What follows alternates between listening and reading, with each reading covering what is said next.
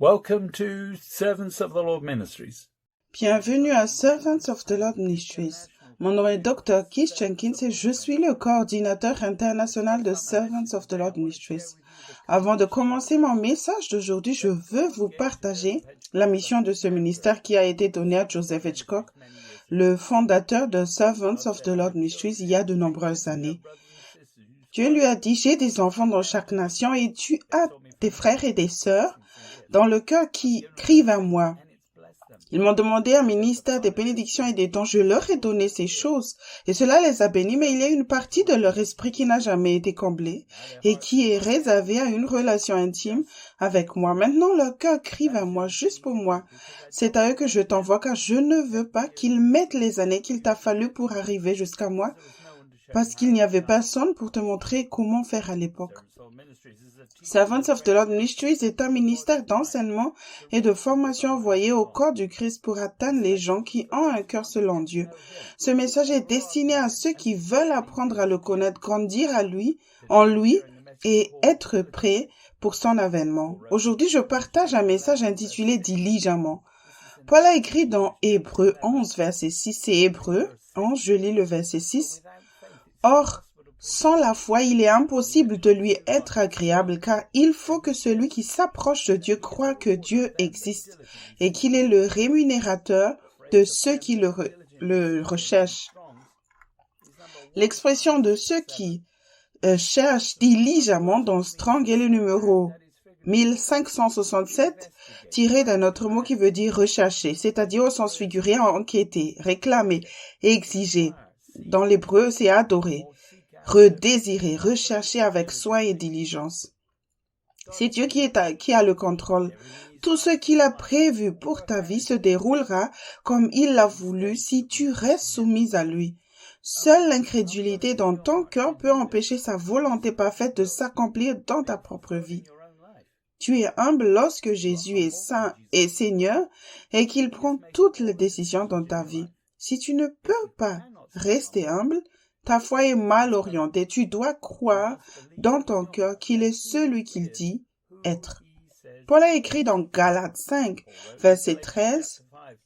C'est dans le livre de Galates, chapitre 5, je lis le verset 13. Frères, vous avez été appelés à la liberté. Seulement ne faites pas de cette liberté un prétexte de vivre selon la chair, mais rendez-vous par l'amour, serviteurs les uns des autres. Dieu veut que tu jouisses de toutes les choses au bon moment. Si tu crois de tout ton cœur qu'il a le contrôle et qu'il contrôle tout, tu serviras les autres par amour et tu ne feras pas de place à la chair. Si tu fais cela, tu entendras toujours clairement sa voix dans n'importe quelle situation. L'égoïsme est toujours mauvais. Humilie-toi si nécessaire, réponds-toi de sa vie 2 mètres et tu entendras sa voix. Nous lisons dans Ésaïe, chapitre 55, versets 6 et 7. C'est le livre d'Ésaïe, chapitre 55, je lis le verset 6. Cherchez l'Éternel pendant qu'il se trouve. Invoquez-le tandis qu'il est prêt. Verset 7, que le méchant abandonne sa voie et l'homme d'iniquité ses pensées, qu'il retourne à l'Éternel, qui aura pitié de lui, à notre Dieu qui ne se lasse pas de pardonner. Lorsque tu viens à Dieu, tu n'auras pas toutes les réponses, mais tu n'en auras pas besoin tant que tu le connais personnellement. Dieu est proche de toi par grâce lorsque tu es humble. Si tu n'es pas disposé à te repentir et à changer lorsque tu es corrigé, tu t'éloigneras encore plus de Dieu. Maintenant que tu es né de nouveau, tu auras une compréhension spirituelle. Il est malsain d'être encore le Seigneur de sa propre vie. Pour marcher avec Dieu, tu dois abandonner ta propre façon de faire les choses. Tu n'auras jamais le témoignage d'une justice durable si tu n'abandonnes pas tes pensées et si tu n'inclines pas ton oreille. Tant que Dieu est proche, tu bénéficieras d'une communication à la pointe de la technologie. Le niveau et la qualité d'écoute que tu as maintenant sont dus à la grâce. Ils cesseront de fonctionner lorsque la grâce diminuera et que tu ne le chercheras plus. Tu es sauvé par la grâce au travers de la foi et tu continues dans sa grâce en restant humble. Nous lisons dans Jean chapitre 14, versets 5 et 6. Thomas lui dit, « Seigneur, nous ne savons où tu vas. Comment pouvons-nous en savoir le chemin? Verset 6. Jésus lui dit, « Je suis le chemin, la vérité et la vie. Nul ne vient au Père que par moi. » Dans le royaume de Dieu, ce n'est pas ce que tu sais, mais celui que tu connais. Si tu comprenais tout avec la tête, la chair arriverait quand même à une mauvaise conclusion et désobéirait à Dieu. Recueillir davantage d'informations afin de comprendre et de pouvoir décider soi-même avec sa tête n'est pas la voie de Dieu. Il y a des récompenses pour ceux qui ne cherchent pas d'excuses pour avoir péché sous la pression et qui recherchent diligemment Dieu et son aide. Jésus parlait dans Luc 9, verset 23 ou verset 27. C'est l'évangile de Luc, chapitre 9, je lis le verset 27. Puis il dit à tous, si quelqu'un veut venir après moi, qu'il renonce à lui-même, qu'il se charge chaque jour de sa croix et qu'il me suive. Verset 24, car celui qui voudra sauver sa vie la perdra, mais celui qui la perdra à cause de moi la sauvera. Verset 25, et que servirait-il à un homme de gagner tout le monde s'il se détruisait et se perdait lui-même?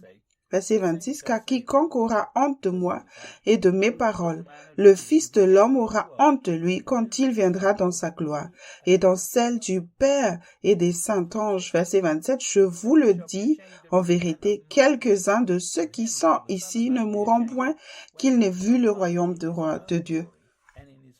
Dans la Bible amplifiée édition classique, Luc chapitre 9, verset 23 dit, « Et il dit à tous, si quelqu'un veut venir après moi, qu'il renonce à lui-même, c'est-à-dire se renier, s'oublier, se perdre de vue et perdre de vue ses propres intérêts, se refuser et s'abandonner, qu'il prenne sa croix chaque jour et qu'il me suive, s'attacher fermement à moi, se conformer entièrement à mon exemple dans la vie et s'il le faut, dans la mort aussi. » N'aie pas honte de Jésus et de ses paroles, ou tu seras laissé derrière lors de son avènement. La meilleure éducation dans le royaume de Dieu est disponible maintenant en renonçant à soi-même et en prenant sa croix chaque jour. Il ne s'agit pas d'une semaine ou d'un mois. La pression augmentera avec le temps.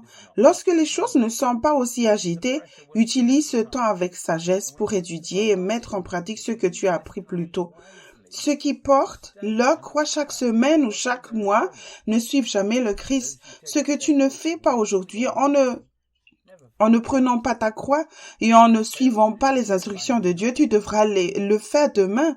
Tu prendras du retard spirituellement et tu devras faire de plus grands pas si tu ne suis pas le plan de Dieu chaque jour. Il ne restera que peu ou pas de grâce si tu ne cherches pas Dieu et tu seras peut-être tenté de faire un grand pas après une longue période sans sa grâce. Si cela se produit, humilie-toi, crie à Dieu pour qu'il te fasse miséricorde et admets que tu as écouté ta chair et que tu as vécu dans les ténèbres à cause de la peur.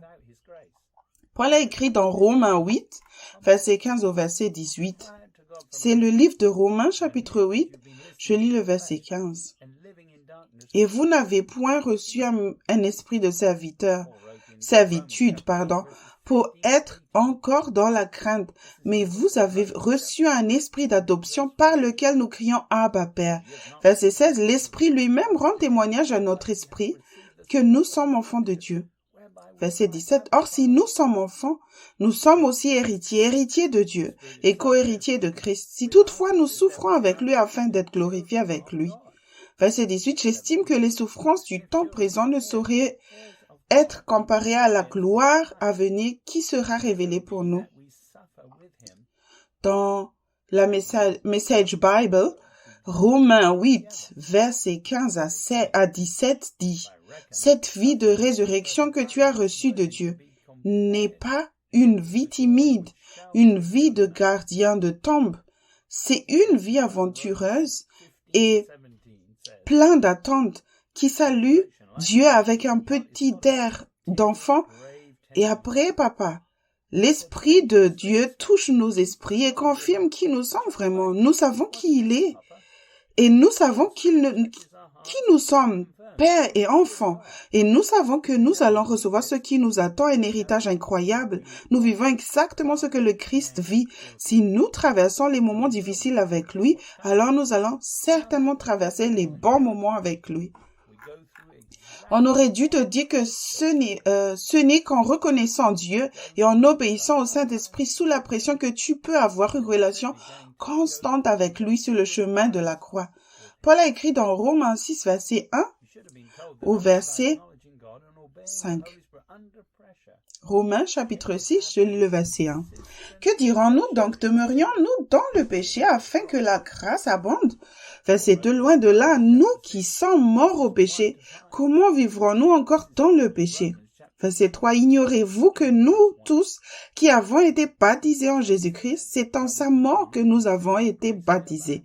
Verset 4, nous avons donc été ensevelis avec lui par le baptême en sa mort, afin que comme Christ est ressuscité des morts par la gloire du Père, de même nous aussi, nous marchions en nouveauté de vie. Verset 5, en effet, si nous sommes devenus une même plante avec lui par la conformité à sa mort, nous le serons aussi par la conformité à sa résurrection. La grâce s'épuisera tôt ou tard pour que tu puisses prendre une quelconque décision avec ta pensée. Dieu peut retenir les conséquences du péché pour te donner plus de temps pour te repentir de ta seigneurie, devenir comme un petit enfant et apprendre l'obéissance. Le péché est tout ce qui est contraire à la volonté parfaite de Dieu pour ta vie en pensée, en but ou en action. Ceux qui n'aiment pas les messages forts et les convictions régulières finissent par quitter la véritable Église.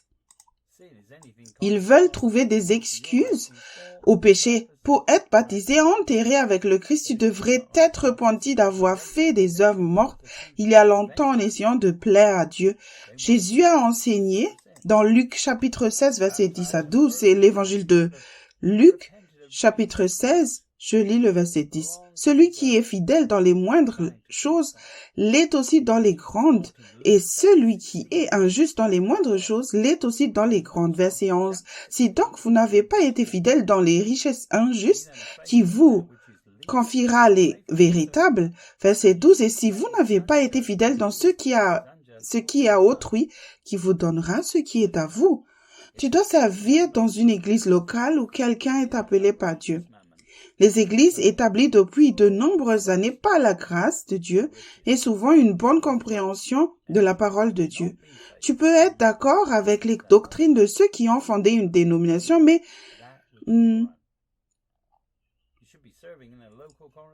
pas avec ceux qui s'éloignent de la vérité et qui dirigent l'Église aujourd'hui.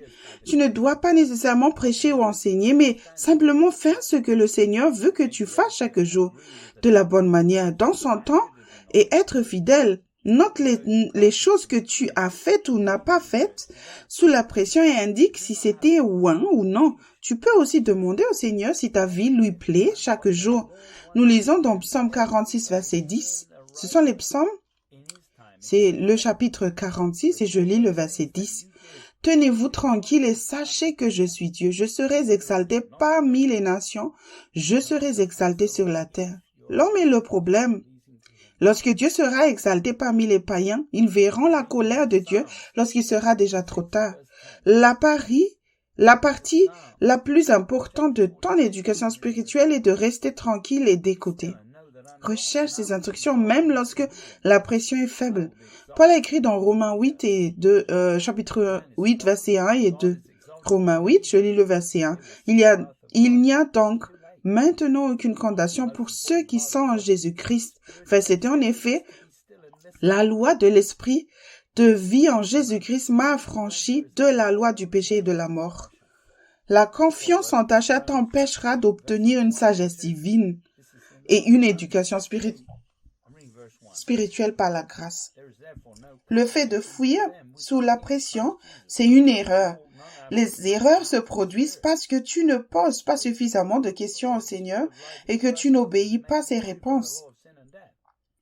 Il n'y a pas de condamnation en Christ. Cependant, la pression augmente avec le temps lorsque l'on suit le Christ. Recherche donc sa face diligemment et constamment par le don de la vie éternelle, sinon tu seras en retard sur le plan spirituel. Paul a écrit dans Hébreux 11, verset 4, au verset 5. C'est Hébreux 11, je lis le verset 4. C'est par la foi qu'Abel offrit à Dieu un sacrifice plus excellent que celui de Caïn. C'est par elle qu'il fut déclaré juste, Dieu approuvant ses offrandes, et c'est par elle qu'il parle encore quoique mort.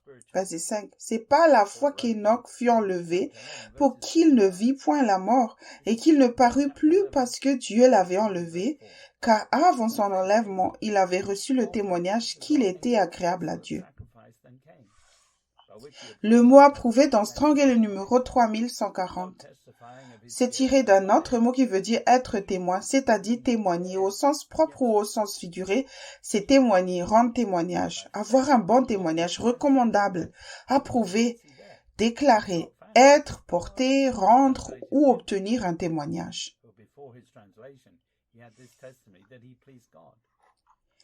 Dieu a approuvé le sacrifice d'Abel parce qu'il était mature et résulte du fait qu'il a posé plus de questions à Dieu pour savoir ce que ce dernier voulait. Enoch cherchait diligemment le Seigneur par des expériences et des erreurs et a fait des changements personnels par le biais de la repentance.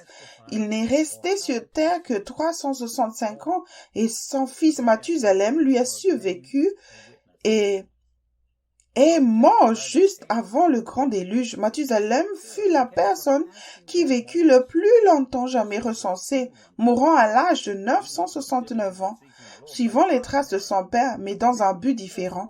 Le nom Mathusalem signifie envoyé, sur la base de ce que Enoch a fait. Je crois que Dieu l'a utilisé pour prêcher aux habitants de la terre en leur disant « Réveillez-vous, le temps touche à sa fin et recevez le don de Dieu qui est la vie éternelle par le biais de la repentance des œuvres mortes. » Paul a écrit dans Romains 2, verset 4 au verset 11. C'est le livre des Romains, chapitre 2, je commence par le verset 4.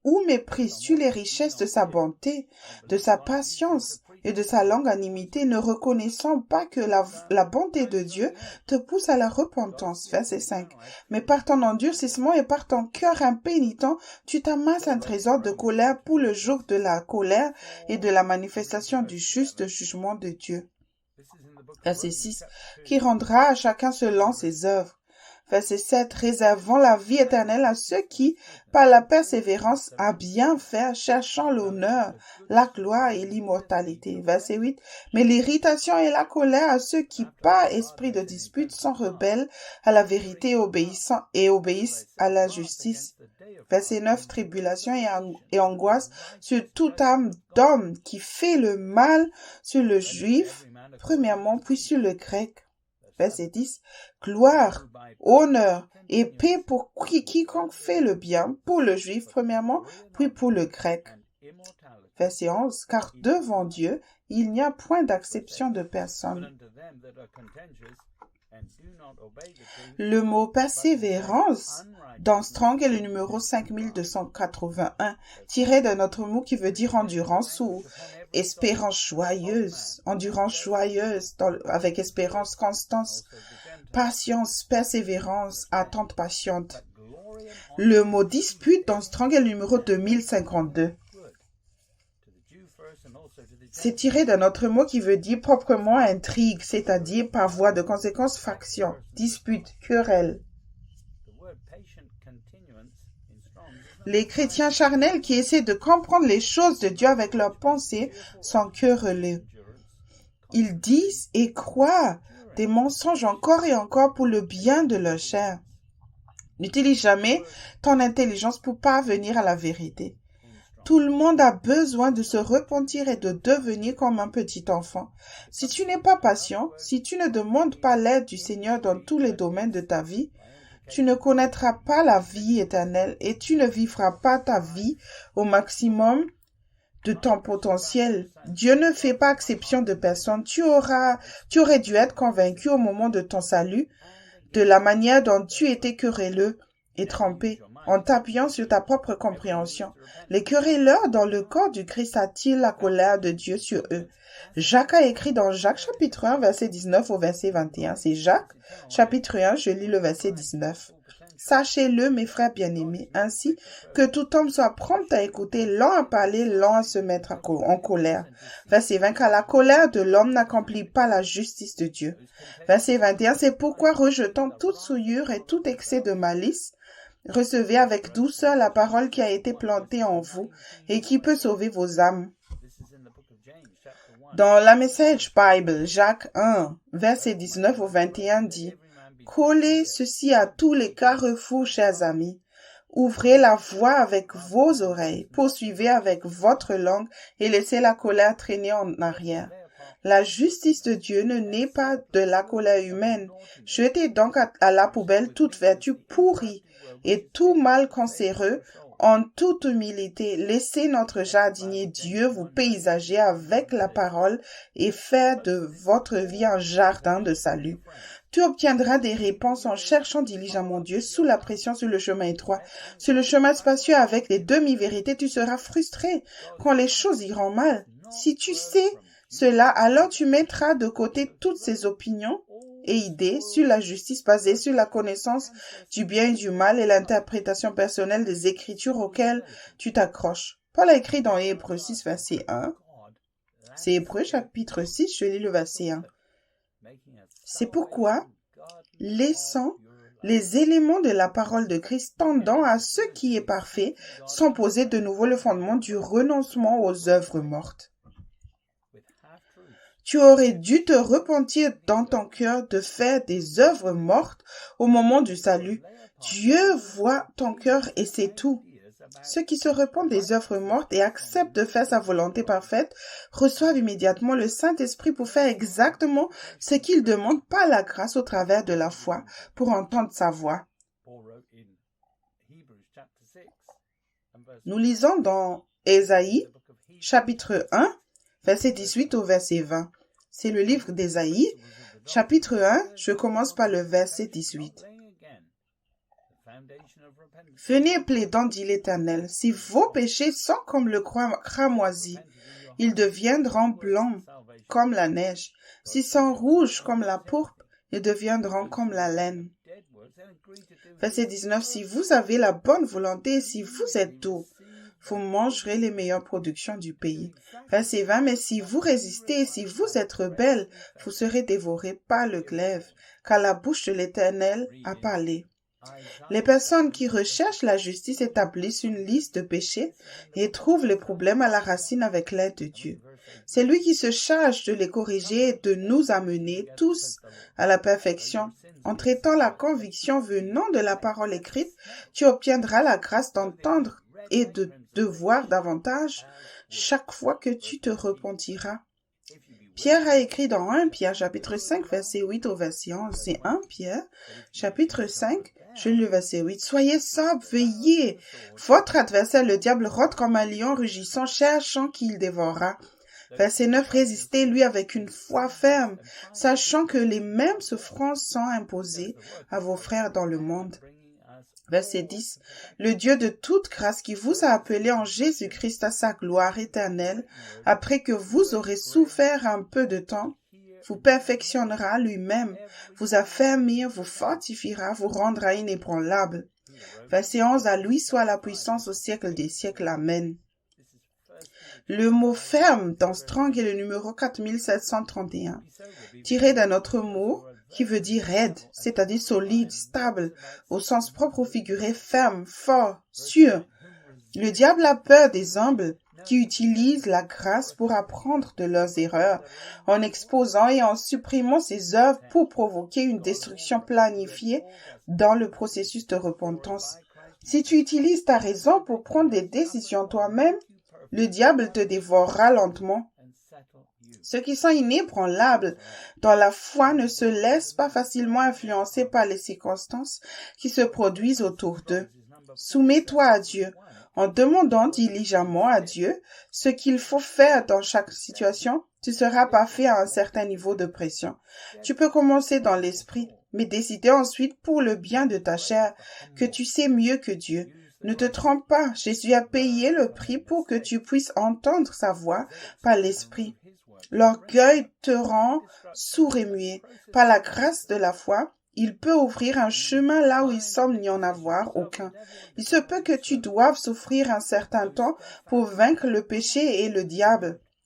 Mais la grâce de Dieu est suffisante pour cela aussi.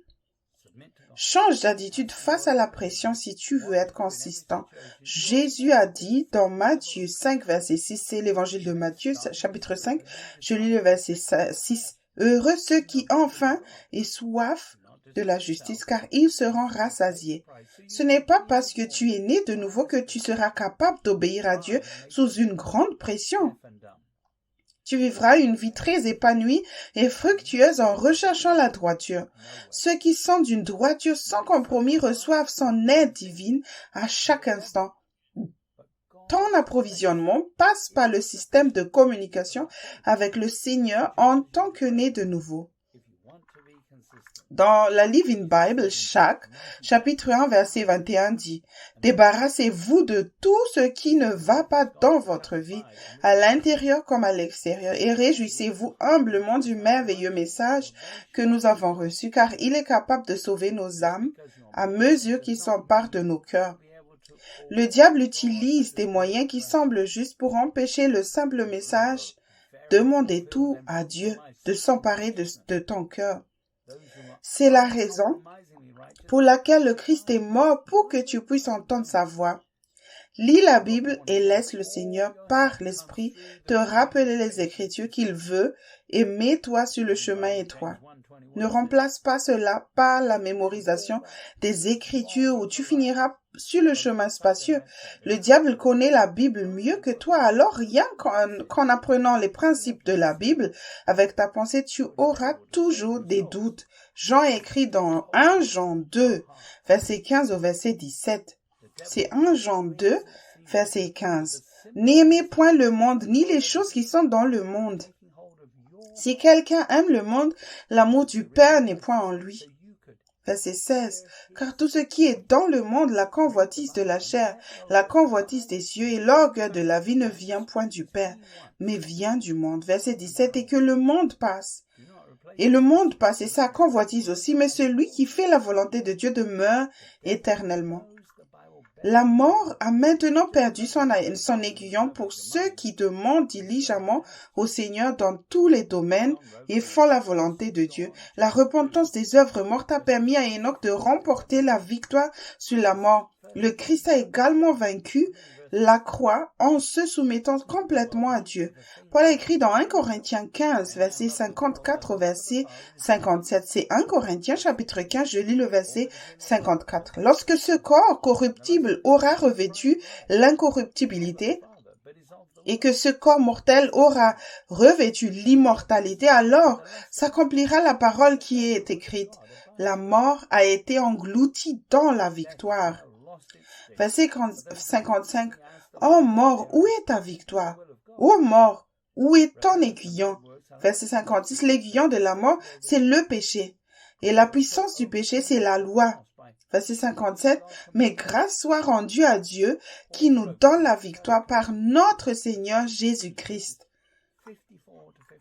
Tout ce qui est corrompu dans ta vie vient du fait que tu as cédé à la chair. Tu peux maintenant changer de système opératoire et faire sa volonté parfaite pour ta vie par grâce.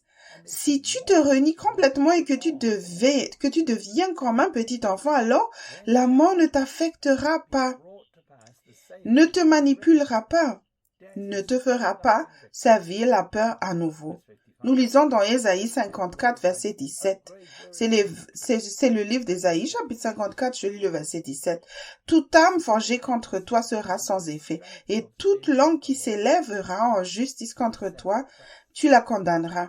Tel est l'héritage des serviteurs de l'Éternel, tel est le salut qui leur viendra de moi, dit l'Éternel. L'héritage de ceux qui servent constamment le Seigneur est la propre justice de Dieu par la foi. En écoutant le Seigneur dans des situations compliquées, sous pression, et en faisant ce qu'il te dit de faire, tu obtiens plus de puissance et d'autorité. Paul a écrit dans Romains 8, verset 10 au verset 15. C'est le livre de Romains, chapitre 8, je commence par le verset 10. Et si Christ est en vous, le corps il est vrai et mort à cause du péché, mais l'esprit est vie à cause de la justice. Verset 11, et si l'esprit de celui qui a ressuscité Jésus d'entre les morts habite en vous, celui qui a ressuscité Christ d'entre les morts rendra aussi la vie à vos corps mortels par son esprit qui habite en vous. Verset 12, ainsi donc, frères, nous ne sommes point redevables à la chair pour vivre selon la chair. Verset 13, si vous viviez selon la chair, vous mourrez. Mais si par l'esprit vous faites mourir les actions du corps, vous vivrez. Verset 14, car tous ceux qui sont conduits par l'esprit de Dieu sont fils de Dieu. Verset 15, et vous n'avez point reçu un esprit de servitude, pour être encore dans la crainte. Mais vous avez reçu un esprit d'adoption, par lequel nous crions Abba, Père. Dans la Message Bible, Romains 8, versets 10 à 15 dit, mais pour vous qui l'accueillez et en qui il habite, même si vous subissez encore toutes les limitations du péché, vous faites vous-même l'expérience de la vie selon les conditions de Dieu.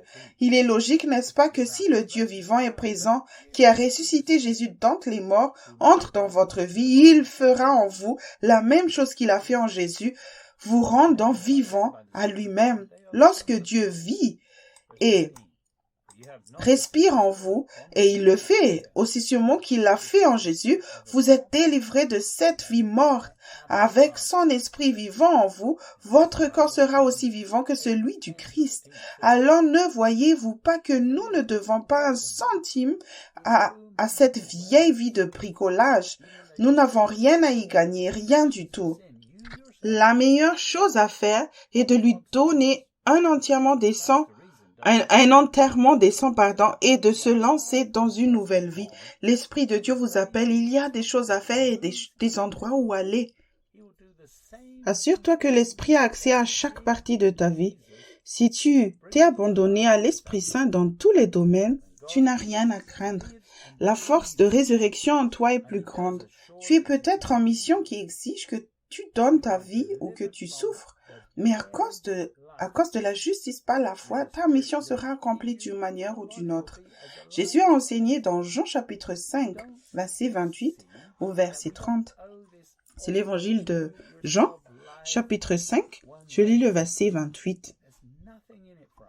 Ne vous étonnez pas de cela, car l'heure vient où tous ceux qui sont dans les sépulcres entendront sa voix et en sortiront. Verset 29. Ceux qui auront fait le bien ressusciteront pour la vie, mais ceux qui auront fait le mal ressusciteront pour le jugement. Verset 30. Je ne puis rien faire de moi-même, selon que j'entends, je juge, et mon jugement est juste parce que je ne cherche pas ma volonté, mais la volonté de celui qui m'a envoyé. C'est le moment d'écouter sa voix et de ne pas porter de jugement. Ceux qui font de la politique, prenez garde. Tu peux blâmer les autres pour ce qui se passe sur cette terre, mais cela n'aidera pas ton éducation spirituelle. Paul a écrit dans Colossiens 2, verset 8 au verset 12. C'est Colossiens chapitre 2, je lis le verset 8. Prenez garde.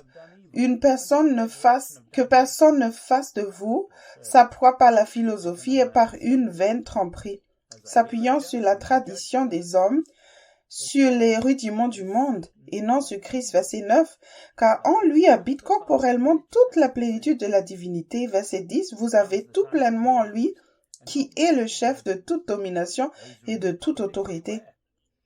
Verset 11, et c'est en lui que vous avez été circoncis d'une circoncision que la main n'a pas faite, mais de la circoncision de Christ qui consiste dans le dépouillement du corps et de la chair.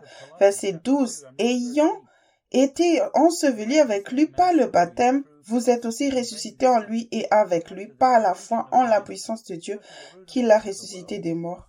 Si tu es enterré avec le Christ maintenant, tu crois qu'il n'y a rien dont tu aies besoin dans ce monde pour ton propre bien-être.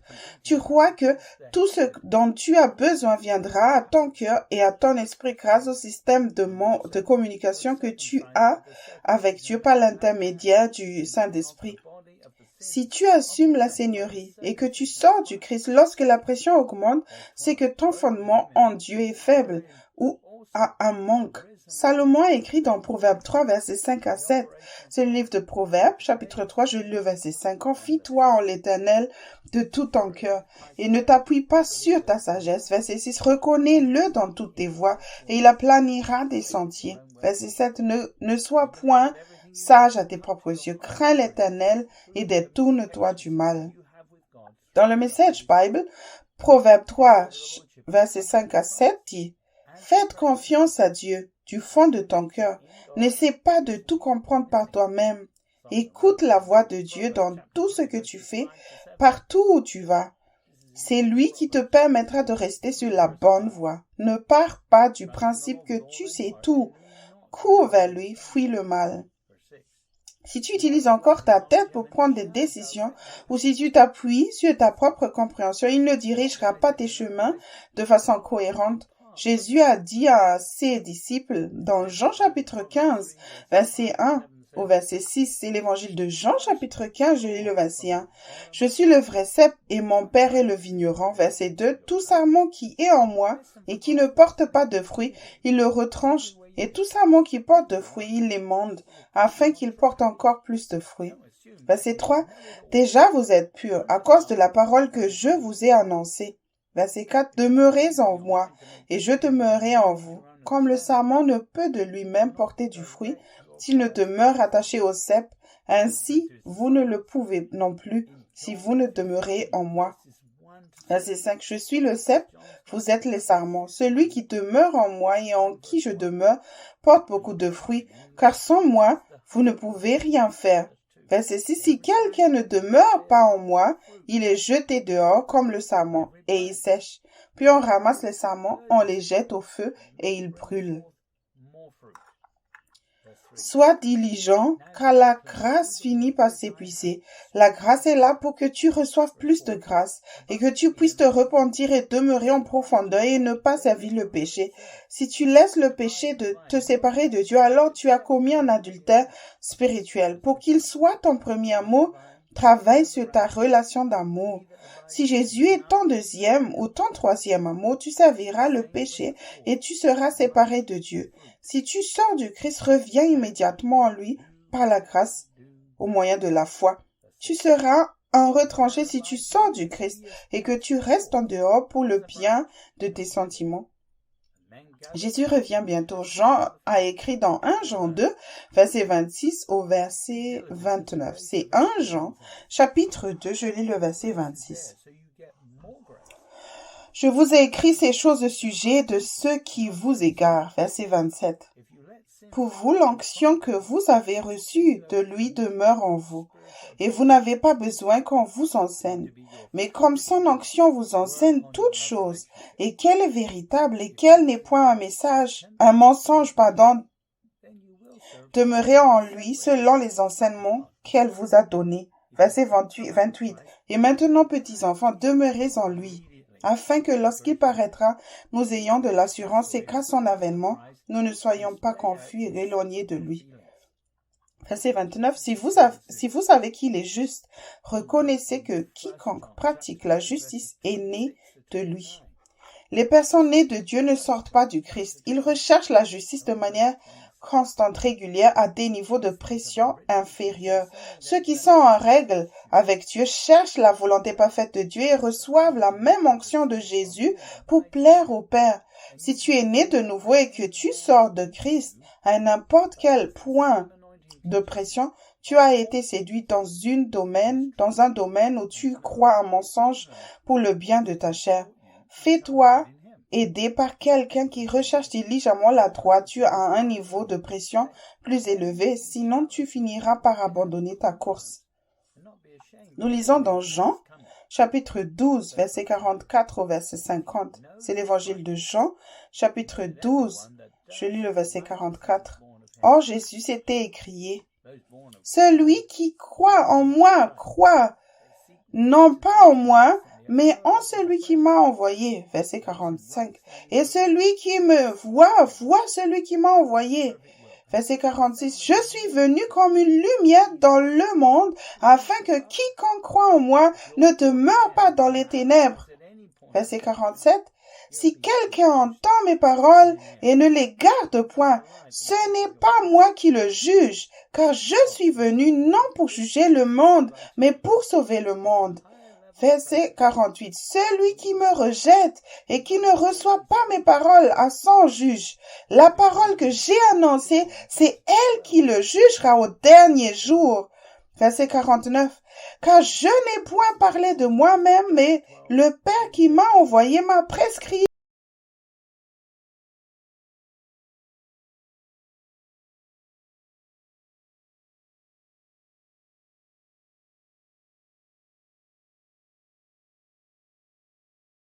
Comme le Père me les a dites. Dans la Living Bible, Jean chapitre 12, verset 44 au verset 50 dit, Jésus a crié aux foules, si vous me faites confiance, vous faites vraiment confiance à Dieu, car en me voyant, vous voyez celui qui m'a envoyé. Je suis venu comme une lumière pour briller dans ce monde de ténèbres, afin que tous ceux qui mettent leur confiance en moi n'errent plus dans les ténèbres. Si quelqu'un m'entend et ne m'obéit pas, je ne suis pas son juge, car je suis venu pour sauver le monde et non pour le juger. Mais tous ceux qui me rejettent, moi et mon message seront jugés au jour du jugement selon les vérités que j'ai dites, car ce ne sont pas mes paroles, mes propres idées, mais je vous ai dit ce que le Père a dit de vous dire, et je sais que ces instructions mènent à la vie éternelle. Alors tout ce qu'il me dit de dire, je le dis. Jésus criait pas parce que les Juifs religieux ne l'écoutaient pas. Le monde vivait dans les ténèbres lorsque Jésus est venu la première fois en utilisant leurs pensées pour parvenir à la vérité, y compris tous les chefs religieux. Il n'y a pas de démocratie au ciel et il n'y a donc pas de ténèbres non plus là-bas. Les paroles de Jésus à prononcer n'étaient pas différentes de celles que vous aurez entendues de la bouche du Père lui-même. Jésus est le messager, le porte-parole de Dieu. Sous la forme d'une chair pécheresse, Jésus respectait tous les commandements que Dieu lui avait donnés. Il donnait de la lumière aux autres et tu peux faire la même chose. Jean a dit dans 1 Jean 3, versets 21 et 22. C'est 1 Jean 3, je lis le verset 21. Bien-aimés, si notre cœur ne nous condamne pas, nous avons de l'assurance devant Dieu. Verset 22, quoi que ce soit que nous demandions, nous le recevions de lui, parce que nous gardons ses commandements et que nous faisons ce qui lui est agréable. Si tu ne respectes pas ses commandements à un faible niveau de pression, ton cœur te condamnera. Repens-toi et demande ce que tu dois faire pour obéir à ses commandements et les respecter, et tu seras prêt pour la suite. Dans la Message Bible, Jean 12, verset 44 au verset 50 dit, « Si quelqu'un entend ce que je dis et ne le prend pas au sérieux, je ne le rejette pas. Je ne suis pas venu pour rejeter le monde, je suis venu pour le sauver. Mais tu dois savoir que celui qui me rejette, qui refuse de prendre au sérieux ce que je dis, choisit délibérément le rejet. La parole faite chair que j'ai prononcée et que je suis, cette parole et aucune autre n'a le dernier mot.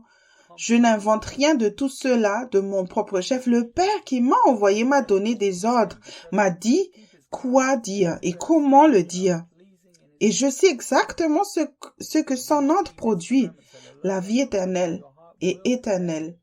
La vie réelle et éternelle, pardon. C'est tout ce que j'ai à dire. Ce que le Père m'a dit, je vous le dis. J'ai mis sur Internet des messages que j'ai reçus du fondateur de Servants of the Lord Ministries, Joseph Hitchcock, qui est l'auteur du livre « Mes brebis entendent ma voix ». Ne te trompe pas et ne te contente pas d'obéir à Dieu dans quelques domaines de ta vie. Dieu parle tout le temps. La parole que Dieu t'enseigne à tout moment par l'Esprit est ce que tu dois savoir maintenant. Ce que tu n'appliques pas dans sa parole pour le bien de ta chair te gênera plus tard. Dieu tient des registres et ton refus d'obéir sera utilisé dans le jugement dernier pour montrer pourquoi tu as échoué. Jésus n'a jamais fait que ce que le Père lui demandait de faire et parfaitement accompli la mission de Dieu. Si tu fais quoi que ce soit en te basant sur ce que tu peux voir ou comprendre avec ta propre pensée, tu ne suis pas le Christ. Dans la Living Bible, Hébreux 11, versets 4 au 5 dit: c'est par la foi qu'Abel a obéi à Dieu et a apporté une offrande qui a plus d'avantage à Dieu que celle de Caïn. Dieu a accepté Abel et l'a prouvé en acceptant son offrande, et bien qu'Abel soit mort depuis longtemps, nous pouvons encore apprendre de lui des leçons sur la confiance en Dieu. Enoch aussi a fait confiance à Dieu, et c'est pourquoi Dieu l'a amené au ciel sans mourir. Il a disparu soudainement parce que Dieu l'a emmené. Avant que cela n'arrive, Dieu avait dit à quel point il était satisfait d'Enoch. Abel a apporté un sacrifice plus excellent basé sur ce qu'il a découvert à travers sa relation personnelle avec le Seigneur. Il ne s'est pas contenté d'apporter un gage de son propre travail comme Caïn. Abel s'est humilié et a obtenu la grâce d'entendre et d'obéir soigneusement aux instructions de Dieu. Enoch a vu comment Dieu parlait à Caïn et à Abel, et comment l'un était obéissant et l'autre non. Après la mort d'Abel, Enoch a utilisé chaque instant de sa vie pour être honnête et apprendre ce qui plaisait à Dieu. Efforce-toi, comme Enoch, de te débarrasser de toute œuvre morte si tu veux faire partie de la première résurrection. Les croyants tièdes ne sont pas intéressés par la conviction et la tristesse divine et ne veulent pas payer le prix pour grandir spirituellement. Paul a écrit dans Hébreux 4, verset 12 au verset 16, c'est le livre des Hébreux, chapitre 4, je lis le verset 12. « Car la parole de Dieu est vivante et efficace, plus tranchante qu'une épée quelconque à deux tranchants, pénétrante jusqu'à partager âme et esprit, jointe et moelle. Elle juge les sentiments et les pensées du cœur. » Verset 13. « Nulle créature n'est cachée devant lui, mais tout est à nu et à découvert aux yeux de celui à qui nous devons rendre compte. » Verset 14. « Ainsi, puisque nous avons un grand souverain sacrificateur qui a traversé les cieux, Jésus, le Fils de Dieu, demeurant ferme dans la foi que nous professons. » Verset 15. « Car nous n'avons pas un souverain sacrificateur qui ne puisse compatir à nos faiblesses. Au contraire, il a été tenté comme nous en toutes choses, sans commettre de péché. » Verset 16. « Approchons-nous donc avec assurance du trône de la grâce, afin d'obtenir miséricorde et de trouver grâce pour être secouru dans nos besoins. » Utilise la miséricorde de Dieu pour apprendre de tes erreurs et la grâce de Dieu pour obéir parfaitement au fil du temps dans tous les domaines de ta propre vie. 2 choses dont tu as besoin. Numéro 1, la miséricorde. C'est le fait de ne pas recevoir le jugement dont tu mérites à cause du péché. Numéro 2, la grâce. C'est la faveur non méritée ou imméritée de Dieu.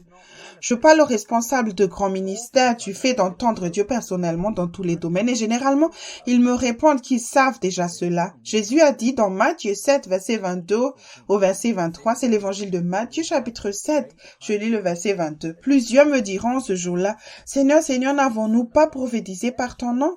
N'avons-nous pas chassé des démons par ton nom? Et n'avons-nous pas fait beaucoup de miracles par ton nom? Verset 23, alors je leur dirai ouvertement, je ne vous ai jamais connu. Retirez-vous de moi, vous qui commettez l'iniquité. Dans le livre Mes brebis entendent ma voix, édition révisée, chapitre 2, sur une bonne fondation à la page 12 dans la version française, Joseph Hitchcock écrit, un autre point essentiel est de ne pas vous écouter vous-même ou Satan dire, je sais déjà tout cela.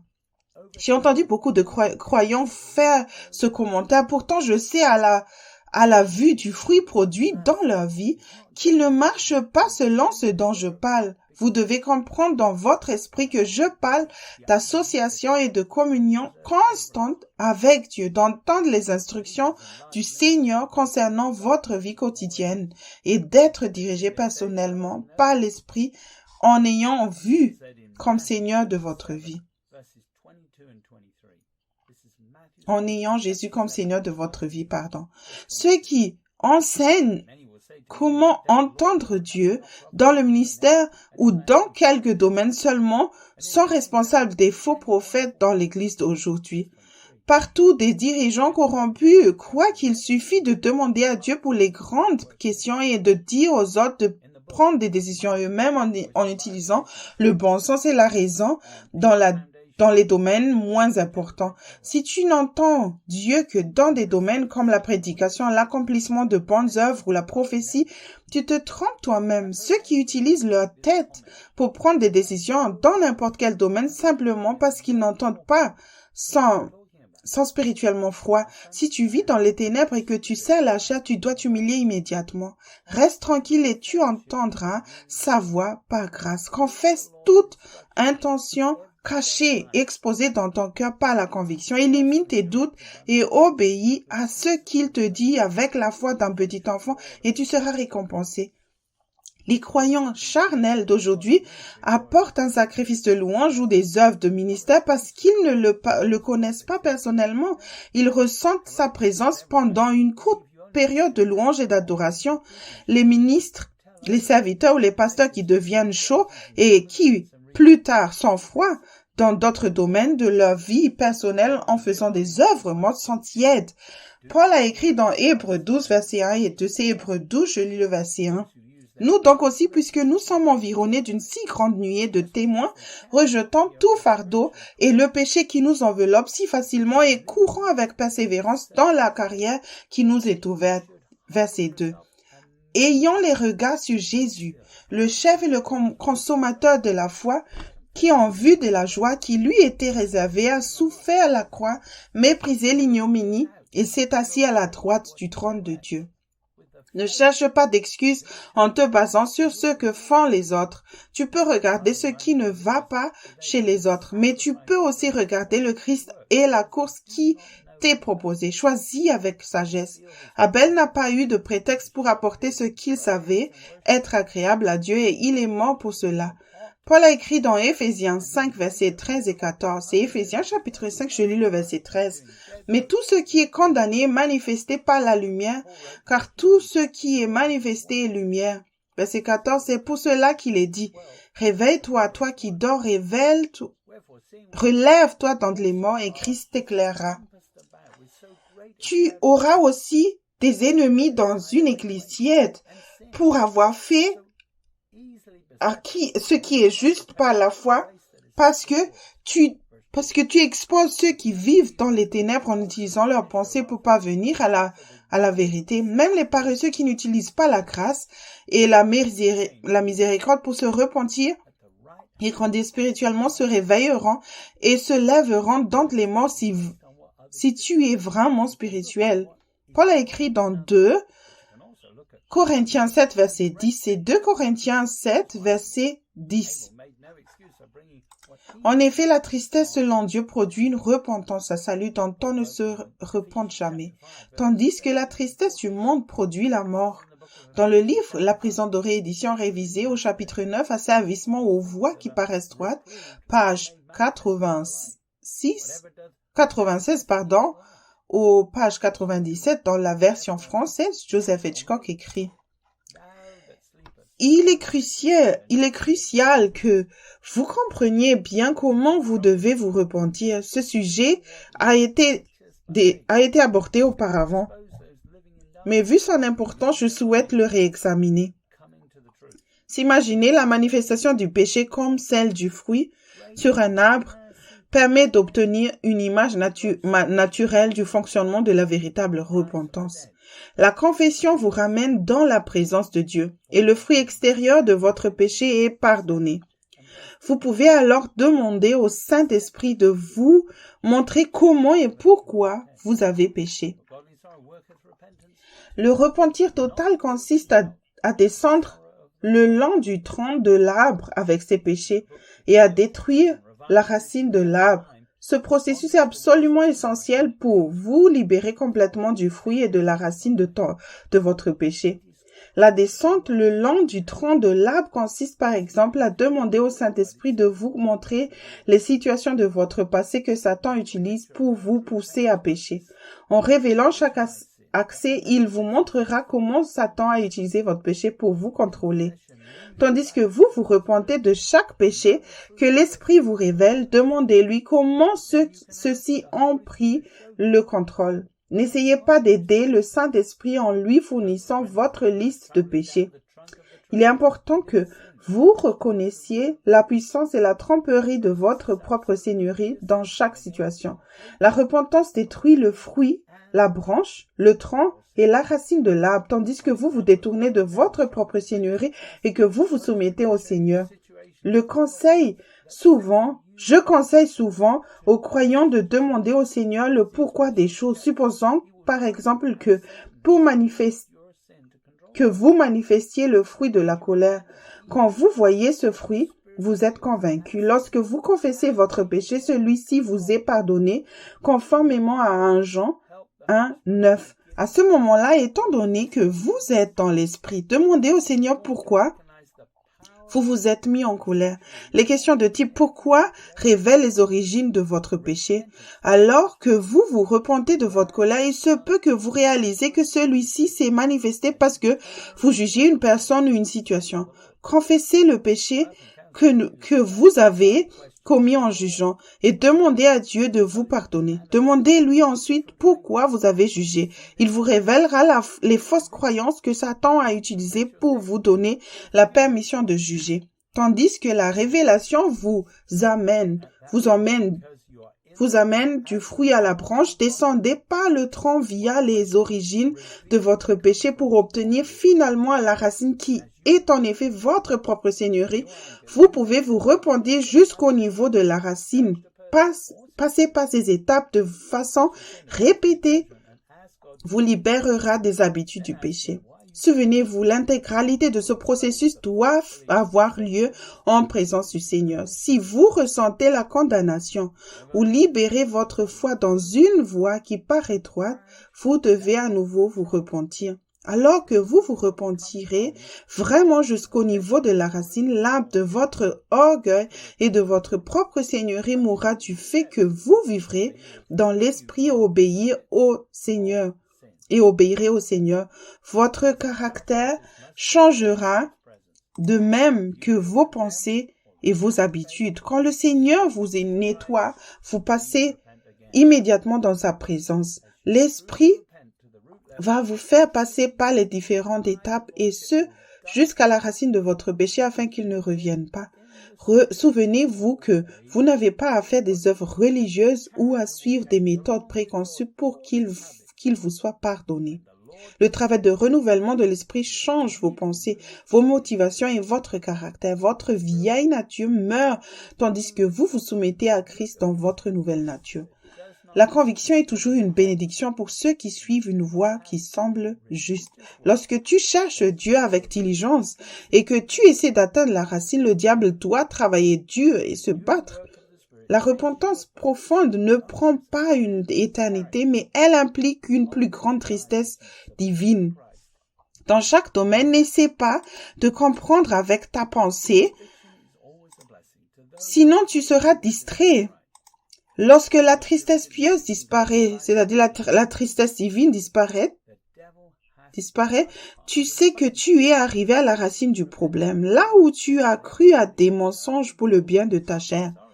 Dans la Bible amplifiée édition classique, 2 Corinthiens 7, verset 10 dit « La tristesse divine et la douleur que Dieu permet afin de diriger, produire une repentance qui conduit et contribue au salut et à la délivrance du mal, et il n'apporte jamais de regret. Mais la tristesse du monde, c'est-à-dire la tristesse sans espérance qui est caractéristique du monde païen, est mortelle, se reproduisant et se terminant par la mort. Lorsque tu commences, il retient les conséquences du péché pour te donner le temps de te repentir profondément. Ne fais pas fausse route en cherchant un quelconque réconfort pour la chair. La tristesse divine est présente pendant que tu t'attaques à la racine du problème, car tu ne peux pas faire confiance à ton raisonnement. Utilise un carnet pour noter sur une seule feuille les domaines de ta vie personnelle où tu n'obéis pas au Saint-Esprit et où tu ne plais pas à Dieu, l'un après l'autre. Ne regarde pas ta propre fragilité, tes forces ou tes capacités à traiter le péché. C'est Dieu qui fait le travail par la conviction et qui te dit quoi écrire. N'aie aucune pitié pour la chair, c'est ton ennemi. Paul a dit dans Romains 12, versets 1 et 2. C'est Romains chapitre 12, je lis le verset 1. Je vous exhorte donc, frères, par les compassions de Dieu, à offrir vos corps comme un sacrifice vivant, saint, agréable à Dieu, ce qui sera de votre part un culte raisonnable. Verset 2. Ne vous conformez pas au siècle présent, mais soyez transformés par le renouvellement de l'intelligence, afin que vous discerniez quelle est la volonté de Dieu, ce qui est bon, agréable et parfait. Le mot exhorter dans Strong et le numéro 3870 tiré d'un autre mot qui veut dire appeler près de soi, c'est-à-dire inviter, invoquer par implication, hortation ou consolation, supplier, appeler à être de bonne consolation, désirer, donner, exhorter ou exhortation, traiter, prier. Ta destinée ne s'accomplira que si tu présentes ton corps comme un sacrifice vivant, saint, agréable à Dieu. L'Église de Rome était encore conforme au monde, superficielle et inefficace. Mais pour être transformée, elle ne pouvait pas prouver la volonté parfaite de Dieu, même dans les petites épreuves qui n'impliquent aucune souffrance. Paul les poursuit dans Romains 12, verset 3. C'est le Romains chapitre 12, je lis le verset 3. Par la grâce qui m'a été donnée, je dis à chacun de vous de n'avoir pas de lui-même une trop haute opinion, mais de revêtir des sentiments modestes selon la mesure de foi que Dieu a départie à chacun. Dans la Living Bible, Romains 12, verset 3 dit « En tant que messager de Dieu, je donne à chacun d'entre vous l'avertissement de Dieu. Soyez honnête dans l'estimation que vous faites de vous-même, en mesurant votre valeur à l'aune de la foi, que Dieu vous a donné. Par la grâce, tu peux te retrouver au bon moment avec Dieu en commettant quelques erreurs si tu n'as pas l'esprit et le hautain. Il se peut que tu aies une mauvaise estimation de toi-même parce que tu n'as pas encore été exposé à une grande pression. Il te suffit d'avoir la foi. Comme un petit enfant, si tu veux vaincre, Dieu n'a pas besoin de s'expliquer à qui que ce soit. Si ta foi ne fonctionne pas, c'est que tu es devenu hautain. Ces motivations sont pures. Les tiennes les sont-elles? Chacun a reçu la foi, la mesure de la foi pour prouver la volonté de Dieu en devenant un sacrifice vivant comme le Christ. Paul a écrit dans 2 Corinthiens 10, verset 12. C'est 2 Corinthiens 10, je lis le verset 12. Nous n'osons pas nous égaler ou nous comparer à quelques-uns de ceux qui se recommandent eux-mêmes, mais en se mesurant à leur propre mesure et en se comparant à eux-mêmes, ils manquent d'intelligence. Écoute, fais confiance et obéis au Dieu vivant de manière continue et ne te compare pas à quelqu'un d'autre que le Christ sur la croix. Ceux qui sont superficiels relâchent leur foi dans la parole écrite et n'obtiennent pas le même résultat que ceux qui croient à la parole de vérité dispensée avec droiture par la conviction sur le chemin étroit. Paul a écrit dans 1 Corinthiens 1, verset 23 au verset 25. C'est 1 Corinthiens chapitre 1, je lis le verset 23. Nous prêchons Christ crucifié, scandale pour les Juifs et folie pour les païens. Verset 24. Mais puissance de Dieu et sagesse de Dieu pour ceux qui sont appelés tant juifs que grecs. Verset 25. Car la folie de Dieu est plus sage que les hommes, et la faiblesse de Dieu est plus forte que les hommes.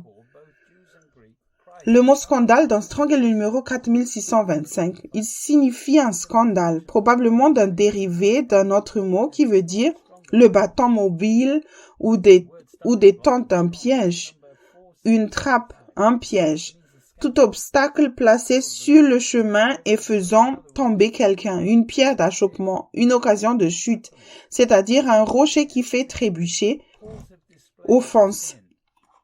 Dans le livre Réveillez-vous, le temps touche à sa fin, volume 2, Grandir spirituellement, chapitre 9, sur l'importance de la seigneurie à la page 136, Joseph Hitchcock écrit « Si vous allez à l'école biblique ou au séminaire et qu'ils enseignent réellement la vérité, cela ne vous permet toujours pas de l'assimiler par votre intellect naturel. Vous êtes incapable de comprendre la vérité si vous êtes dans la chair. La seule façon de traiter la vérité correctement est d'être dans l'esprit, là où il peut vous enseigner. Les écoles bibliques et les séminaires n'enseignent généralement pas comment se soumettre à la seigneurie de Jésus-Christ et marcher dans l'esprit. Ils enseignent généralement qu'il est le Seigneur, mais ils vous enseignent également à prendre des décisions à partir de votre propre esprit, c'est-à-dire votre propre seigneurie. Vous pouvez essayer d'être un bon Seigneur, mais tout ce que vous faites dans le domaine naturel est une œuvre morte.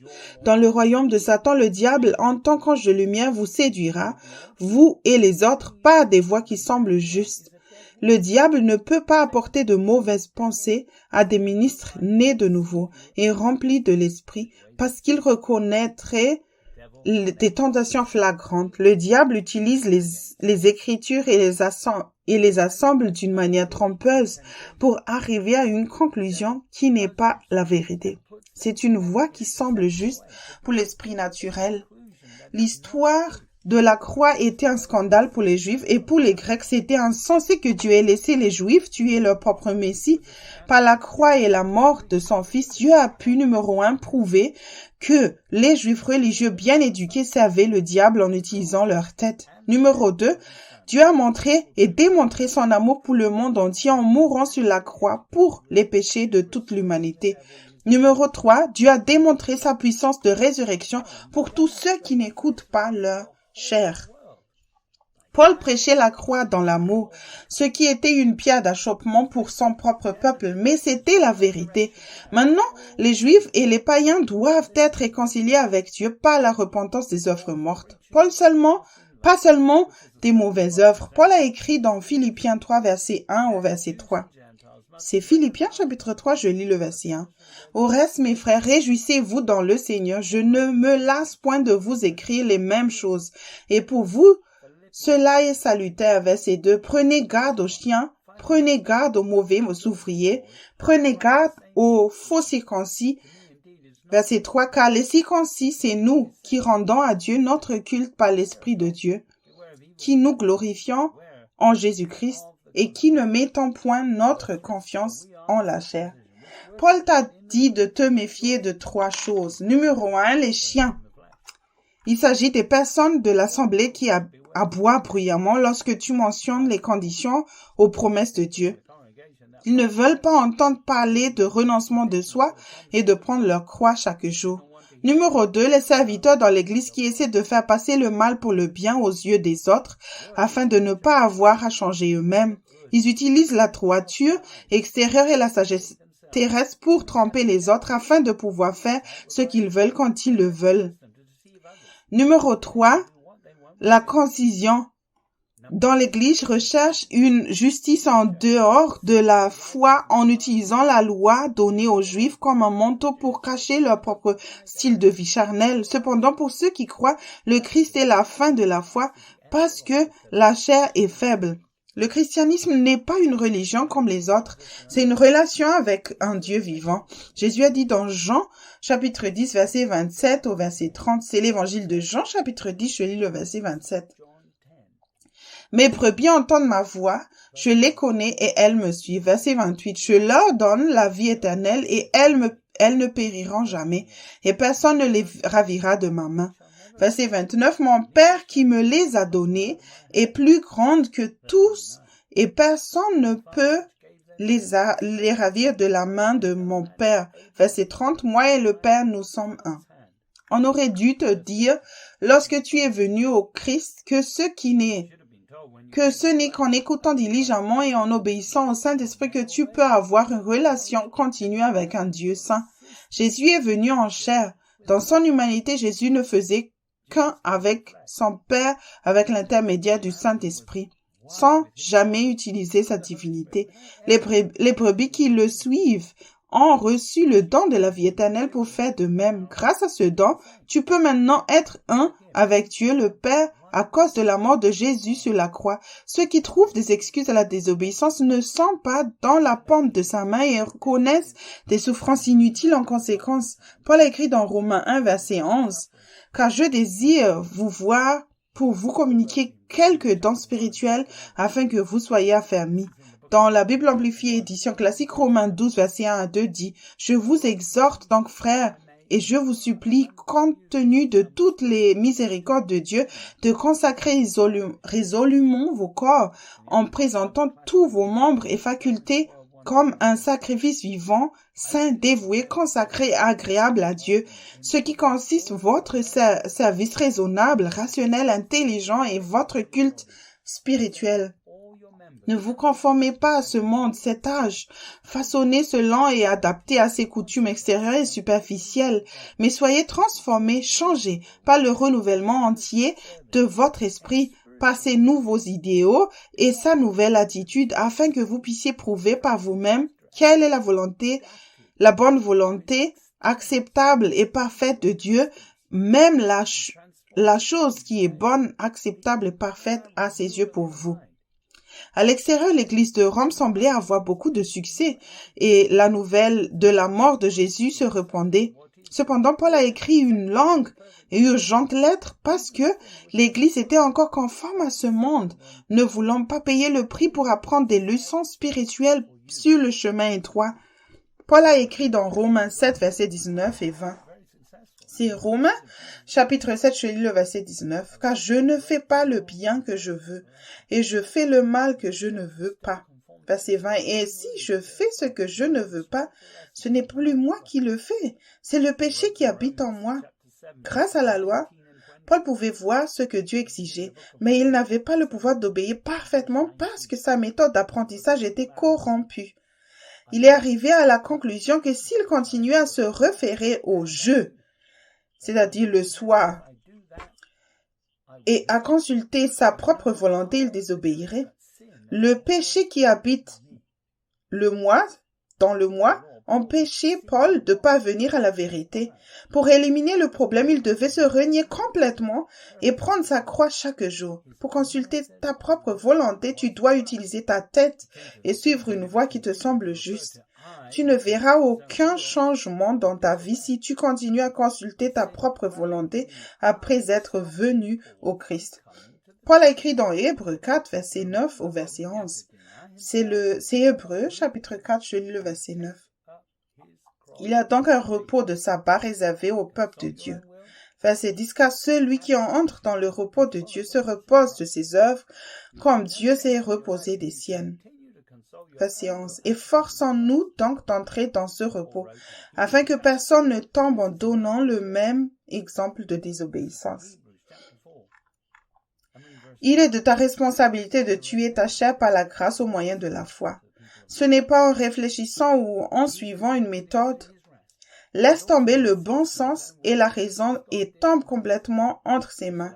Tu découvrirais ce qui est juste en demandant à Dieu de ce qui lui ferait plaisir. Notre réponse dans une situation compliquée ne peut pas être basée sur une connaissance du bien et du mal ou sur le fait de faire ce qui est confortable pour la chair. Demande continuellement à Dieu, pas seulement lorsque tu es à court d'idées lumineuses. Paul écrit dans Hébreux 5, verset 11 au verset 14, c'est Hébreux chapitre 5, je lis le verset 11. Nous avons beaucoup à dire là-dessus et des choses difficiles à expliquer parce que vous êtes devenus lents à comprendre. Verset 12, vous, en effet, qui depuis longtemps devriez être des maîtres, vous avez encore besoin qu'on vous enseigne les premiers rudiments des oracles de Dieu. Vous en êtes venus à avoir besoin de lait et non d'une nourriture solide. Verset 13, or, quiconque en est au lait n'a pas l'expérience de la parole de justice, car il est un enfant. Verset 14, mais la nourriture solide est pour les hommes faits, pour ceux dont le jugement est exercé par l'usage à discerner ce qui est bien et ce qui est mal. Le mot exercer chez Strong est le numéro 1128, tiré d'un autre mot qui veut dire s'exercer nu au jeu, c'est-à-dire s'entraîner au sens figuré, s'exercer. Si tu cherches la bénédiction, le miracle et la percée, tu es encore un bébé en Christ. Tu ne pourras jamais aider les autres. Ils veillent sur tous ceux qui sont déterminés à faire ce qui est juste, même si leurs émotions et leurs sentiments sont affectés. Et ils nous donnent la paix et la joie sur le chemin étroit. Paul écrit dans Romains 14, verset 17. C'est le livre de Romains, chapitre 14, je lis le verset 17. Car le royaume de Dieu, ce n'est pas le manger et le boire, mais la justice, la paix et la joie par le Saint-Esprit. Dans la Bible amplifiée, édition classique, Romains 12, 3 dit, « En effet, par la grâce, faveur non méritée de Dieu, qui m'a été donnée, j'avertis chacun d'entre vous de ne pas s'estimer et de ne pas se considérer plus haut qu'il ne le devrait, de ne pas avoir une opinion exagérée de sa propre importance, mais d'évaluer ses capacités avec un jugement sobre, chacun selon le degré de foi qui lui a été attribué par Dieu. L'Église de Rome devait devenir des sacrifices vivants pour Dieu. Paul les avertissait de ne pas avoir d'idées préconçues. Ta pensée doit être renouvelée dans les situations compliquées. Pensée dangereuse, car cela te fera manquer la volonté et le moment parfait de Dieu. Jésus a dit à ses disciples dans Jean chapitre 14, verset 1 au verset 4. C'est l'évangile de Jean, chapitre 14, je lis le verset 1. Que votre cœur ne se trouble point. Croyez en Dieu et croyez en moi. Verset 2. Il y a plusieurs demeures dans la maison de mon Père. Si cela n'était pas, je vous l'aurais dit, je vais vous préparer une place. Verset 3. Et lorsque je m'en serai allé et que je vous aurai préparé une place, je reviendrai et je vous prendrai avec moi, afin que là où je suis, vous y soyez aussi. Verset 4. Vous savez où je vais et vous en savez le chemin. Dans le Message Bible, Jean 14, verset 1 à 4 dit, « Ne laissez pas vous ébranler. Vous avez confiance en Dieu, n'est-ce pas? Faites-moi confiance. Il y a beaucoup de place pour vous dans la maison de mon Père. Si ce n'était pas le cas, est-ce que je vous aurais dit que je suis en route pour vous préparer une chambre? Et si je suis en route pour préparer votre chambre, je reviendrai vous chercher pour que vous puissiez vivre là où je vis. Et vous connaissez déjà la route que je vais prendre.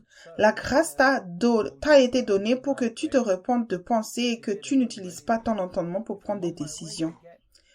Si tu es troublé dans ton cœur, alors tu utilises ta tête pour essayer de découvrir la vérité. Tu as reçu suffisamment de grâce au moment du salut pour marcher dans la vérité comme tout le monde, même si tu as un appel différent. Nous lisons dans 2 Corinthiens 4, verset 14 au verset 16. C'est 2 Corinthiens 4, je lis le verset 14. Sachant que celui qui a ressuscité le Seigneur Jésus nous ressuscitera aussi avec Jésus et nous fera paraître avec vous en sa présence. Verset 15. Car tout cela arrive à cause de vous, afin que la grâce, en se multipliant, fasse abonder à la gloire de Dieu les actions de grâce d'un plus grand nombre. Verset 16. C'est pourquoi nous ne perdons pas courage, et lors même que notre homme extérieur se détruit, notre homme intérieur se renouvelle de jour en jour. Ce moment est en train de disparaître à cause de toi. Ce monde est en train de disparaître à cause de toi. Il veut que tu sortes de ce monde et que tu deviennes son épouse. Vas-tu trouver une excuse comme quoi tu es trop occupé à développer tes affaires sur terre? C'est le moment d'utiliser la grâce et la miséricorde pour chercher Dieu diligemment. Tu as besoin de plus de grâce pour obéir à des niveaux plus élevés. Sois honnête au sujet de tes motifs et de ton attitude, car la pression est exercée pour purifier ton cœur et ta pensée. Sur le chemin étroit, tu obtiendras plus de puissance en faisant les choses par amour, et il en résultera de la gloire et de l'honneur pour Dieu, parce que c'est lui qui fait le travail et non pas toi. Si tu as l'esprit hautain, tu finiras par tomber en disgrâce. Tu seras peut-être exposé à des situations ridicules au cours de ce processus, mais attends patiemment la sagesse de Dieu, le moment opportun ou le moyen de t'échapper. Cherche Dieu avec diligence et tu résisteras à la pression avec la grâce de Dieu. La pression ne te détruira pas et ne t'amènera pas à désobéir, car Dieu contrôle la situation, mais elle mettra en évidence les domaines dans lesquels tu ne poses pas suffisamment de questions à Dieu. Jésus a enseigné dans Matthieu 25, verset 1 au verset 14. C'est Matthieu 25, je lis le verset 1. « Alors le royaume des cieux sera semblable à 10 vierges qui, ayant pris leur lampe, allèrent à la rencontre de l'époux. » Verset 2, 5 d'entre elles étaient folles et 5 sages. Verset 2, verset 3, les folles, en prenant leur lampe, ne prirent point d'huile avec elles. Verset 4, mais les sages prirent avec leur lampe de l'huile dans des vases. Les vierges sages ont pris de l'huile avec leur lampe, mais les folles ne l'ont pas fait. Cette huile est la sagesse de Dieu. En utilisant les bonnes promesses de Dieu basées sur la parole de vérité, les leçons que tu apprends à un niveau de pression te prépareront pour la suite. Tu devras te repentir plus profondément et écouter attentivement. Utilise la grâce pour rester sur le chemin étroit et pour établir une bonne attitude de demander à Dieu de façon continue. Dans la Bible amplifiée, édition classique, Hébreux 11, verset 6 dit « Mais sans la foi, il est impossible de lui plaire et de lui donner satisfaction. En effet, quiconque veut s'approcher de Dieu doit nécessairement croire que Dieu existe et qu'il est le rémunérateur de ceux qui le cherchent avec ardeur et diligence. » Tu as besoin de la grâce de Dieu et de sa miséricorde pour vaincre. Il n'y a pas d'autre moyen. Utilise la grâce de Dieu dans le but pour lequel elle a été donnée. Elle ne t'a pas été donnée pour que tu puisses continuer à pécher. La grâce est destinée à l'obéissance. Ton péché te séparera de sa présence. Tu perdras ta joie et ta paix. Tu ne peux pas blâmer quelqu'un d'autre pour ton péché. Paul a écrit dans 1 Corinthiens 6, verset 12. C'est 1 Corinthiens 6, je lis le verset 12. Tout m'est permis, mais tout n'est pas utile. Tout m'est permis, mais je ne me laisserai asservir par quoi que ce soit. À tout moment, il y a toujours quelque chose que tu dois faire, même si Dieu te dit de te reposer pendant un certain temps. Le péché est tout ce qui est contraire à la volonté parfaite de Dieu en matière de pensée, de but ou d'action. Tu demanderas à Dieu combien de temps tu dois te reposer si tu le cherches avec diligence. Si tu fais autre chose que ce que Dieu te demande de faire, tu ne fais pas la volonté parfaite de Dieu. Il ne reste plus de temps pour faire la volonté permise de Dieu pour le bien de ta chair. Dans la Message Bible, 1 Corinthiens 6, 12 dit « Ce n'est pas parce qu'une chose est techniquement légale qu'elle est spirituellement appropriée. Si je faisais tout ce que je pensais pouvoir faire, je serais esclave de mes caprices. » Ne jette pas une éducation spirituelle au profit d'un plaisir à court terme que tu peux avoir dans ce monde par la convoitise de la chair. La volonté parfaite de Dieu est la meilleure. Si tu veux entendre la vérité, tu dois cesser de t'appuyer sur ta propre compréhension. Si tu peux déjà entendre Dieu, lève-toi plutôt et essaie d'en entendre davantage. As-tu reçu ces instructions ce matin? Si ce n'est pas le cas, est-ce parce que tu as confiance en la chair? Paul a écrit dans Romains 8, verset 35 au verset 39. C'est Romains, chapitre 8, je lis le verset 35. Qui nous séparera de l'amour de Christ? Sera-ce la tribulation ou l'angoisse, ou la persécution ou la faim ou la nudité ou le péril ou l'épée? Verset 36, selon qu'il est écrit, c'est à cause de toi qu'on nous met à mort tout le jour, qu'on nous regarde comme des brebis destinées à la boucherie. Verset 37, mais dans toutes ces choses, nous sommes plus que vainqueurs par celui qui nous a aimés. Verset 38, car j'ai l'assurance que ni la mort, ni la vie, ni les anges, ni les dominations, ni les choses présentes, ni les choses à venir. Verset 39, ni les puissances, ni la hauteur, ni la profondeur, ni aucune autre créature ne pourra nous séparer de l'amour de Dieu manifesté en Jésus-Christ notre Seigneur. Il n'y a rien qui puisse te séparer de l'amour de Dieu. Cela signifie qu'il t'enverra des prédicateurs de justice avec des messages de repentance pour te ramener sur le chemin étroit. Si tu retombes dans l'erreur. J'ai connu des situations dans ma propre vie où Dieu a utilisé la pression et d'autres personnes pour me parler afin d'apporter une conviction nécessaire. Puis après cela, je me demandais toujours pourquoi il a dû utiliser d'autres personnes pour me parler et n'a pas pu le faire directement. La situation a prouvé que j'avais quelque chose dans mon cœur qui m'empêchait d'entendre la vérité. Maintenant, le temps est écoulé et Jésus est sur le point de venir. Tu n'auras peut-être pas deux fois l'occasion de te repentir du même péché. La conviction, est une bénédiction. Si tu veux entendre, apprendre à connaître et suivre Jésus, alors je te conseille le livre Mes brebis entendent ma voix de Joseph Hitchcock. Si tu veux prendre un nouveau départ, le faire Seigneur et vivre dans la lumière, semer dans l'esprit chaque jour, faire l'expérience du plein salut et de la liberté en se repentant régulièrement, alors je peux te conseiller le livre Réveillez-vous, le temps touche à sa fin, volume 1, Fondation pour une maturité spirituelle de Joseph Hitchcock. Si tu veux grandir spirituellement, ne pas avoir l'esprit mondain et pas venir à la maturité, je te recommande le livre Réveillez-vous, le temps touche à sa fin, volume 2, Grandir spirituellement de Joseph Hitchcock. Tu dois t'assurer que tu t'engages sur le chemin étroit. Le chemin spacieux qui mène à la destruction semble attrayant et est signalé par un panneau. Le ciel est par là. De nombreuses personnes bien intentionnées fréquentant l'église sont sur ce chemin. Je crois que ce livre vous aidera. La prison dorée, édition révisée de Joseph Hitchcock. Aujourd'hui, j'ai parlé sur le thème de demander tout diligemment à Dieu. Il se peut que tu sens cela comme un fardeau. Mais en fait, c'est la chose la plus enrichissante qui soit que nous est arrivé en tant qu'être humain.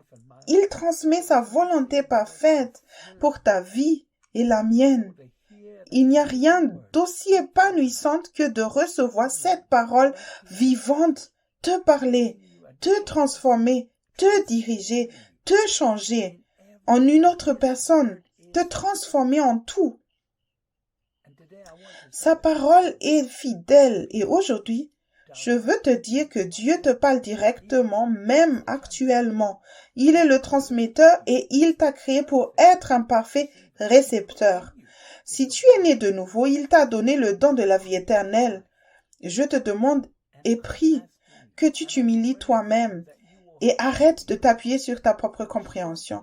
Ne te permets pas de t'élever avec un esprit hautain et en te basant de tes circonstances, mais au lieu de cela, humilie-toi avec ferveur comme Christ l'a fait et te présenter comme un sacrifice vivant de façon à ce que tu cherches Dieu dans beaucoup de domaines qu'auparavant et de grandir si rapidement que tout le monde puisse voir. Je prie pour toi maintenant.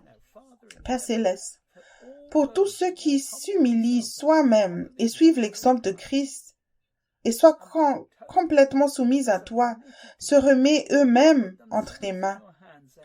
Ne pas utiliser les privilèges de ce monde dont ils ont et se sont rendus eux-mêmes confortables. Père, qu'ils lâchent prise et te laissent faire. S'ils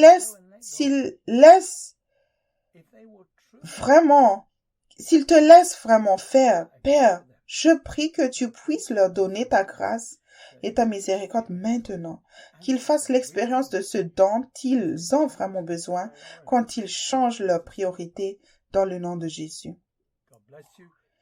Dieu te bénisse. Tu trouveras un résumé des Écritures utilisées dans le message d'aujourd'hui sous la vidéo, soit par écrit, soit via un lien vers un site web. Nos coordonnées suivront à la fin de ce message. Nous aimerons bien entendre de ta part. Ce serait vraiment merveilleux. Que Dieu te bénisse.